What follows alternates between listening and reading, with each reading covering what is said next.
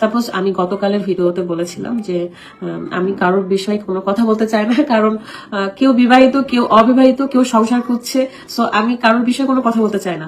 অথচ এই কথাগুলোকে কাট করে আপনারা নিয়ে গেছেন এমন করে যে কেউ বিবাহিত, কেউ অবিবাহিত হয়ে সংসার করছে। আমি ভাই এটা বলি না যে কেউ অবিবাহিত হয়ে সংসার করছে, আমি এরকম বুঝাইছি যে আমি কাউকে নিয়ে কোনো কথা বলতে চাই না, কারণ কেউ সংসার করছে, কেউ বিবাহিত, কেউ অবিবাহিত, বিষয়টা এরকম। আর আপনারা অযথায় এক কথা অন্যদিকে নিয়ে চলে গেছেন। আর সবসময় কোনো কথা বললে আপনারা মনে করেন যে আমি মনে আমার বান্ধবীদের নিয়ে বলতেছি, কোনো কথা রাগ করে বললেও সেটা ভাবেন যে আমি হয়তো বা কাউকে উদ্দেশ্য করে বলছি। কেন, শুধু কি সেই মানুষটার প্রতি আমার সারাক্ষণ রাগ থাকে? আমার কি আর কোনো মানুষের প্রতি রাগ থাকে না?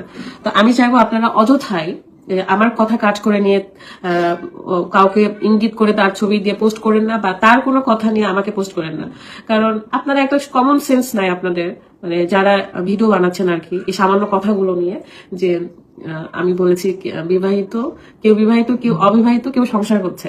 তো এই কথাটার মানে হচ্ছে যে আমি স্টেপ বাই স্টেপ বলেছি কেউ সংসার করছে, কেউ বিবাহিত বা কেউ অবিবাহিত। আমার অনেকগুলো